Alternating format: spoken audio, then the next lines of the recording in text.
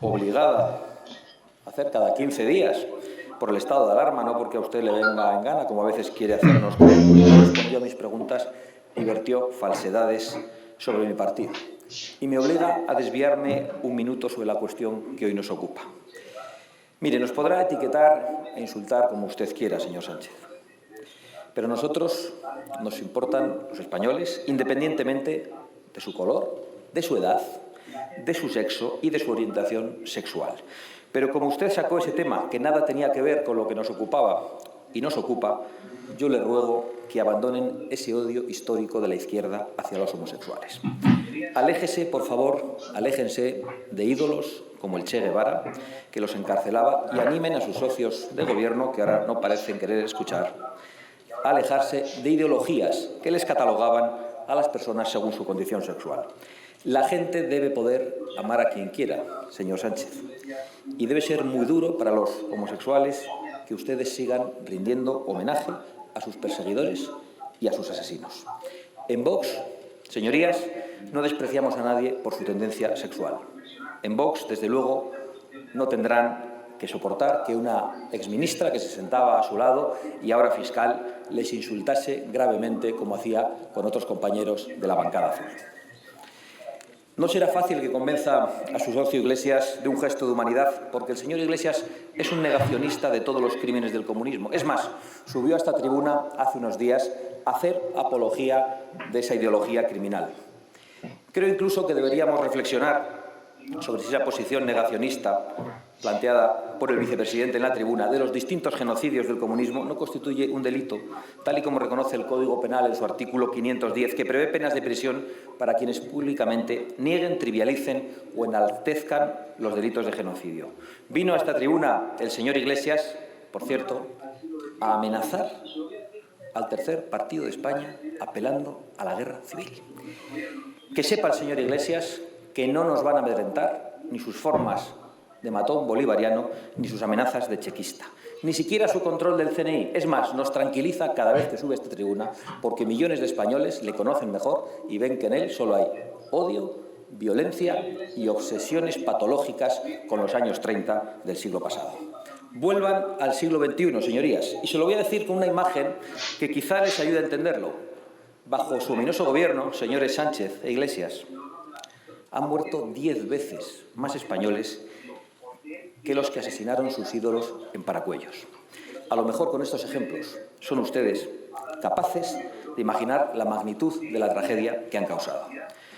El señor Iglesias, con esa soberbia soviética que le caracteriza, nos contó el pasado 19 de marzo que él se erigía en responsable de las residencias de ancianos durante esta crisis. Y por eso le acusamos a él directamente del horror de la gestión, porque él mismo se señaló, porque él mismo se ungió, porque él quiso tener esa responsabilidad. Así que no se esconda el señor Iglesias, que ahora se ha ido hablando de lo público y de lo privado, porque él tenía autoridad sobre todas las residencias y en todas han faltado las medidas de protección para los ancianos y para el personal de trabajo, han faltado las pruebas de detección de la enfermedad y ha faltado el apoyo que necesitaban los ancianos y allí han muerto. Y ni siquiera aparecen en las estadísticas. Miles de ancianos abandonados por este Gobierno y personalmente por el señor Iglesias. Y le exigiremos por ello que afronte su responsabilidad ante las familias de las víctimas, ante los españoles y ante los jueces. Y de poco le va a servir entonces ponerse a hablar de su adorado Lenin o de las guerras del abuelo, de las tristes guerras de nuestros abuelos. Señor Sánchez, a usted solo le he oído una verdad importante en toda su vida política, que además comparto, que los españoles no podrían dormir tranquilos con el señor Iglesias en el Gobierno.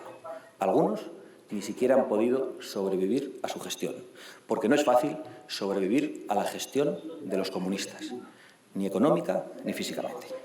Y usted es el máximo responsable, porque mientras permitía que el señor Iglesias atacase a la monarquía parlamentaria, mientras le blindaba en el Centro Nacional de Inteligencia, los ancianos morían abandonados y ocultados en nuestras residencias. Y es que al señor Iglesias ni siquiera le gusta España. ¿Por qué le habrían de preocupar los españoles? Imagino que cada vez que sube a esta tribuna tiene que hacer un esfuerzo descomunal para pronunciar el nombre de nuestra nación, del que hasta hace poco renegaba, quizá como forma de entablar amistad con terroristas y demás asesinos nacionales o extranjeros, porque le hemos visto en las guaridas de ETA alabando a la banda terrorista ETA. Sí, el señor Iglesias lo dijo.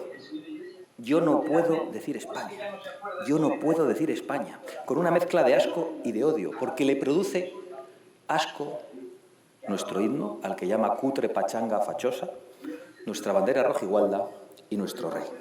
No me lo estoy inventando. El señor Iglesias hace contorsionismo cuando habla de la patria, de patriotas y de patriotismo, como hizo el otro día en esta tribuna para contestarnos sobre las residencias. Y no lo digo yo, lo ha reconocido el señor Iglesias literalmente. ¿O es que ya no se acuerda el señor Iglesias? Así que ahora, que no venga aquí a darnos lecciones sobre patriotismo o a pedir que aplaudamos su contorsionismo. Señor Sánchez, creo que usted no llega a eso. No creo que a usted le cueste pronunciar el nombre de España. Tampoco creo que le importe mucho, y lo digo con pena. Creo que usted pronunciaría cualquier cosa, señor Sánchez, con tal de permanecer en el poder, en el palacio, con avión privado y con muchos policías alrededor. Y lamento decírselo.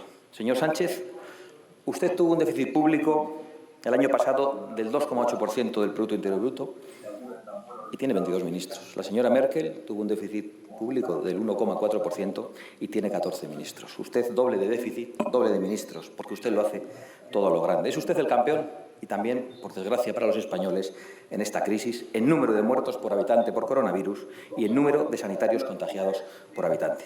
También en horas de televisión por hora de programación.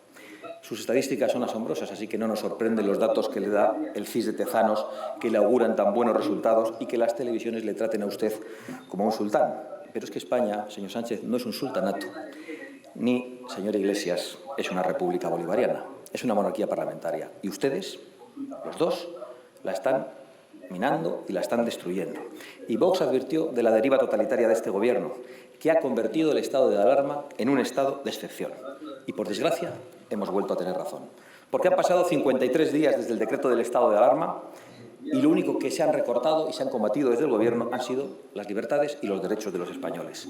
La rapidez, la alegría y la eficacia con la que ustedes coartan los derechos y las libertades de todos contrasta precisamente con su incapacidad para proteger la salud y la economía nacional. Creo que si ustedes no se marchan, España acabará la primavera con más multas y parados que test. Y hablando de recorte de libertades, señor Marlaska, le pregunto, ¿por qué ordenó usted el sábado que se detuviera los vehículos que circulaban con banderas de España? Le pido que haga uso de su potestad para intervenir en esta tribuna y que me conteste. Y también que me diga aquí, en la sede de la soberanía nacional, si ha decidido usted derogar la Constitución. Porque usted el sábado, con sus órdenes, de facto, derogó y suspendió los derechos constitucionales de los españoles, prohibiendo una manifestación en coches que no suponía ningún tipo de peligro ni para la salud pública ni para la vida de nadie. Necesito saberlo porque los españoles queremos manifestarnos en las calles con todas las medidas de seguridad pertinentes contra su gobierno. Ya lo hacen muchos españoles en las redes, a pesar de las amenazas de monitorización y de la censura público-privada, asistida, por cierto, por periodistas de A3 Media y otros lacayos de los medios subvencionados. Pero también lo vamos a hacer en las calles, señor Marlaska. Lo haremos en coche, individualmente o en familias que convivan, con todas las medidas de seguridad, por el centro de las principales ciudades portando banderas de España y pidiendo la dimisión de su gobierno. ¿Lo va usted a prohibir? ¿Lo va usted a impedir? ¿Va usted a darnos la razón? Tenga el valor de decirlo en esta tribuna, porque mañana mismo notificaremos a todas las delegaciones del Gobierno esas convocatorias de manifestación absolutamente seguras y absolutamente legales, si ustedes no están mintiendo en esta tribuna. Digan que han prohibido ustedes los derechos de reunión y de manifestación y digan que su único miedo es a la gente y que ustedes ya solo quieren protegerse de los españoles. Porque a ustedes no les gusta la libertad por mucho que la invoquen, ni la verdad. Y precisamente haciendo uso de la primera, vamos a decirles la segunda en esta tribuna y en las calles. Y vamos a revelar que usted, señor Sánchez, pretende tener como rehenes a los españoles y que trata de chantajear a esta Cámara, como ha hecho desde esta tribuna, para que renueve un poder del que usted ha abusado. Señores de Ciudadanos, yo tengo que decir que lo lamento. También lamento la abstención del Partido Popular. Mantener este estado de alarma ilegal y que tan duramente ha sido criticado por el señor Casado, por otra parte, con este presidente y con este vicepresidente ni salva vidas ni salva empleos. Lo que salvaría vidas y salvaría empleos es un cambio de gobierno. Ustedes han decidido apoyarles y ustedes han decidido abstenerse. Y de verdad que yo solo puedo decir que lo lamento. Creo que cada vez más españoles están comprobando que ustedes se aferran al estado de alarma como quien lo necesita para otras cosas, especialmente su vicepresidente. Y además, en la lógica que usted plantea, como todo depende del estado de alarma, las ayudas sociales que hay que dar a los españoles en estos momentos dependen del estado de alarma, ¿hasta cuándo nos quieren tener ustedes en estado de alarma? Hasta diciembre, toda la legislatura, porque entendemos que cuando ya no se apruebe el estado de alarma ya no habrá ayudas sociales para dar a los españoles. ¿O es que usted también nos está mintiendo sobre esto en la tribuna? Nuestro voto no va a poner la suerte de los españoles en sus manos. Aunque tuviéramos, fíjese lo que le voy a decir, que desaparecer como partido, jamás contribuiremos a afianzar en el poder a quienes están despreciando la vida, la libertad, la prosperidad y la nación en España, y a quienes nos han llevado al mayor desastre de este siglo, pero hablan de los datos de Estados Unidos refiriéndose a Vietnam. Hemos tenido que sufrir su gestión, pero estamos a tiempo de impedir que se agrave el desastre que ustedes han provocado. Para ello seguimos ofreciendo a esta Cámara la posibilidad de un gobierno de emergencia nacional, que lógicamente no queremos liderar ustedes, como subirá a decir inmediatamente después de mi intervención, que sea capaz de liderar los próximos meses hasta unas elecciones. Y como este Gobierno no va a asumir su responsabilidad, me parece que va a depender de todos y cada uno de ustedes, señores diputados. No descarto que sea necesaria una moción de censura, aunque solo sea para que los españoles sepan, con nombres y apellidos, quiénes son los diputados que quieren el mantenimiento y la continuidad de este Gobierno ruinoso que está abusando del poder. La responsabilidad es del primer partido de la oposición, pero si la delega, quizá tengan que ejercerla otros grupos. Porque este es un Gobierno ruinoso que a las decenas de miles de víctimas mortales ya empieza a sumar millones de víctimas económicas. Los datos del paro de ayer, de los que ustedes se vanagloriaban, son particularmente terribles. Les repito por enésima vez que deben ustedes, antes de marcharse, pagar las retribuciones y los salarios de los autónomos y los trabajadores de los meses de marzo, abril y mayo, de todos aquellos a los que no han permitido trabajar. Por supuesto que también habrá que ocuparse de aquellos españoles a los que su gestión ya ha expulsado del mercado de trabajo. Y quizá haga falta una renta mínima en esos casos, pero no para tener a los españoles cautivos, como quiere su vicepresidente, sino para garantizar que tengan un sustento mientras se recupera la economía nacional. Para que eso empiece a ocurrir, solo hay que excluir de las posiciones económicas sus demenciales obsesiones que tanta riqueza han dilapidado. Y le voy a poner un solo ejemplo, señor Sánchez. Hace poco hablaba de Vietnam, por lo tanto, indirectamente del señor Trump. Usted dijo que había que combatir a Trump. ¿Usted se da cuenta de las consecuencias que tiene para España decir que hay que combatir al presidente de un país aliado como Estados Unidos? ¿De las consecuencias respecto a los aranceles a los productos españoles? ¿De lo que ha ocurrido con Navantia, que ha perdido un contrato millonario de 5.800 millones de euros para construir 10 fragatas, porque su beligerancia contra Trump y la de sus medios subvencionados, mientras señalan lo que ocurre en Estados Unidos y ocultan lo que está ocurriendo en España, choca con la actitud que, por otra parte, tienen con el régimen chino? Una actitud servil, por cierto, a quienes compran material defectuoso y que todavía ni siquiera han pedido perdón por el virus de Wuhan. Y en realidad nosotros no queremos que pidan perdón. Nos bastaría con que se nos diga la verdad sobre el origen del virus y que empiecen a pagar por el desastre que han provocado con su ocultación de información. En los últimos 50 años, señorías, 2 veces la humanidad ha afrontado un peligro global. Uno con origen en Chernobyl y otro con origen en Wuhan. Y no es casualidad que hayan sucedido bajo los regímenes comunistas que tanto idolatra el señor vicepresidente del Gobierno. Pero volvamos un momento al Gobierno de España, convertido en hazmerreír de la prensa internacional, que dice que ya ni siquiera publica sus datos porque no hay quien se los crea. Y es que esa falta de credibilidad internacional, señor Sánchez, tiene consecuencias fatales para la financiación de nuestra deuda. ¿Quién prestaría dinero a una empresa cuando algunos de sus socios trabajan para destruirla, como ocurre con sus cómplices de investidura?